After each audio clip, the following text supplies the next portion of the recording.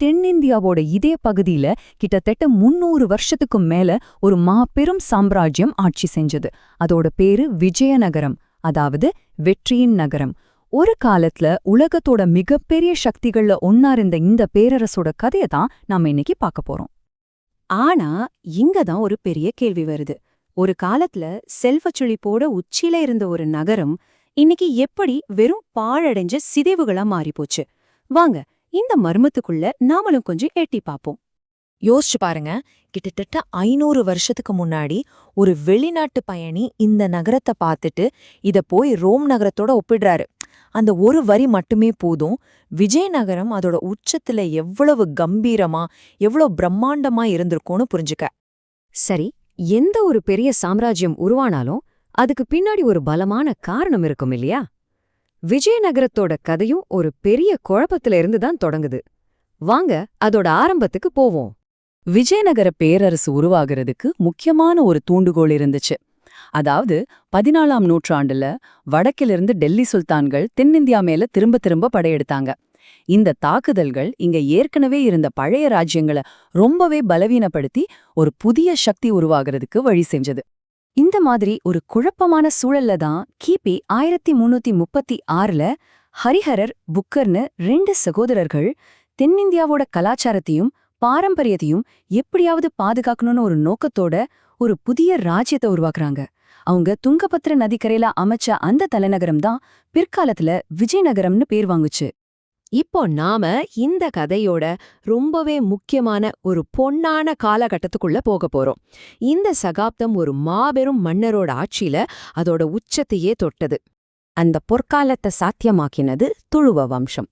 குறிப்பா சொல்லணும்னா அந்த வம்சத்தோட மிகச்சிறந்த மன்னரான கிருஷ்ணதேவராயரோட ஆட்சிதான் விஜயநகரத்தை அதோட புகழின் உச்சிக்கு கொண்டு போய் நிறுத்துச்சு. கிருஷ்ணதேவராயர் ஏன் இவ்ளோ ஸ்பெஷல் தெரியுமா? ஏன்னா அவர் ஒரு விஷயத்துல மட்டும் சிறந்தவர் இல்ல, அவர் ஒரு ஆல்ரவுண்டர்.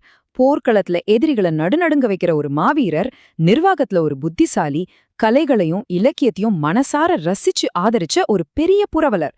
அவரே தெலுங்குல ஆமுக்த மால்யதான்னு ஒரு காவியத்தையே எழுதியிருக்காரு.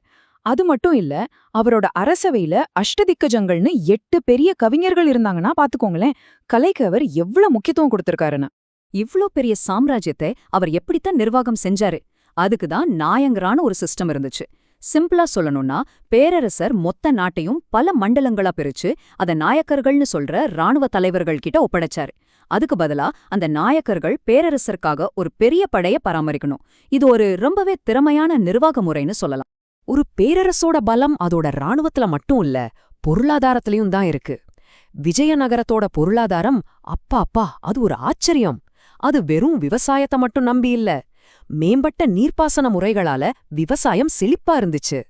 அதே சமயம் மசாலா பொருட்கள், பருத்தி, ரத்ன கற்கள்னு உலக அளவுல வர்த்தகம் செஞ்சு அவங்க கருவோலத்தை நிரப்புனாங்க.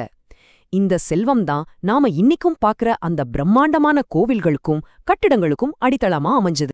அவங்களோட கலைத்திறனுக்கு ஒரு சின்ன உதாரணம் சொல்றேன், கேட்டு அசந்து போவீங்க. ஹம்பியில இருக்க விட்டாலா கோவில்ல 56 தூண்கள் இருக்கு.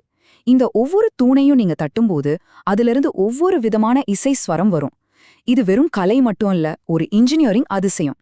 இந்த மாதிரி அதிசயங்கள் எல்லாம் எப்பவுமே நிலைச்சு நிக்கும்னு தான் தோணும். ஆனா வரலாறு வேற ஒரு கணக்கு போட்டு வச்சிருந்தது. ஆமாங்க, எவ்வளவு பெரிய சிகரமா இருந்தாலும் ஒரு நாள் சரிவை சந்திச்சுதான் ஆகணும்.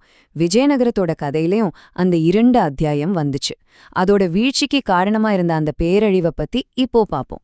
ஒரு பக்கம் தென்னிந்தியாவையே கட்டியாண்ட விஜயநகர பேரரசு, இன்னொரு பக்கம் அதோட வளர்ச்சியை பார்த்து பொறுக்க முடியாம அதோட ஆதிக்கத்தை உடைக்கணும்னு ஒன்னு சேர்ந்த தக்கான சுல்தான்களோட கூட்டணி.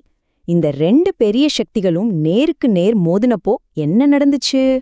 ஜான்வரி 23, 1565 தலைக்கோட்டை போர். அந்த ஒரு நாள்ல விஜயநகரத்தோட தலைவிதியே மாறிப்போச்சு. போர்க்களத்துல விஜயநகரம் தோற்கடிக்கப்பட்டது.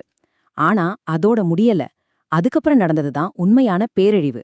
வெற்றியின் நகரமான விஜயநகரம் கிட்டத்தட்ட 6 மாசத்துக்கு சூறையாடப்பட்டது, கொள்ளையடிக்கப்பட்டது, எரிக்கப்பட்டது. அதன் பிறகு அந்த நகரம் தன்னோட பழைய பெருமையை திரும்ப பெறவே இல்ல. பேரரசு அழிஞ்சு போயிருக்கலாம், ஆனா அதோட கதை இன்னும் முடியல. அது விட்டுட்டு போன சிதைவுகள்ல இருந்து நாம இன்னைக்கும் நிறைய கத்துக்க வேண்டியிருக்கு. அப்போ விஜயநகரம் நமக்கு விட்டுட்டு போனது என்ன? அது வெறும் ஒரு ராஜ்யம் மட்டும் இல்ல. பல படையெடுப்புகளுக்கு நடுவுல தென்னிந்தியாவோட கலாச்சாரத்தையும் பாரம்பரியத்தையும் காத்த ஒரு கேடயம் அது. இன்னைக்கு அதோட தலைநகரமான ஹம்பி யுனெஸ்கோவால அங்கீகரிக்கப்பட்ட உலக பாரம்பரிய தலம். அங்க இருக்கிற கோவில்களும் கட்டிடங்களும் உலகத்தையே இன்னைக்கும் பிரமிக்க வைக்குது. எல்லாத்துக்கும் மேல அது இந்தியாவை உலகத்தோட மற்ற பகுதிகளோட இணைச்சு ஒரு பெரிய வர்த்தக மையமா இருந்துச்சு. விஜயநகரத்தோட கதை நமக்கு ஒன்ன மட்டும் தெளிவா சொல்லுது. நாம பாக்குற ஒவ்வொரு சிதைவுகளுக்கு பின்னாலியும் ஒரு பிரம்மாண்டமான கதை ஒளிஞ்சிருக்கு. இந்த மாதிரி இன்னும் நாம கண்டுபிடிக்காத, சொல்லப்படாத எத்தனை நாகரிகங்களோட கதைகள் இந்த உலகத்துல காத்துக்கிட்டு இருக்கோ, நீங்களே யோசிச்சு பாருங்க.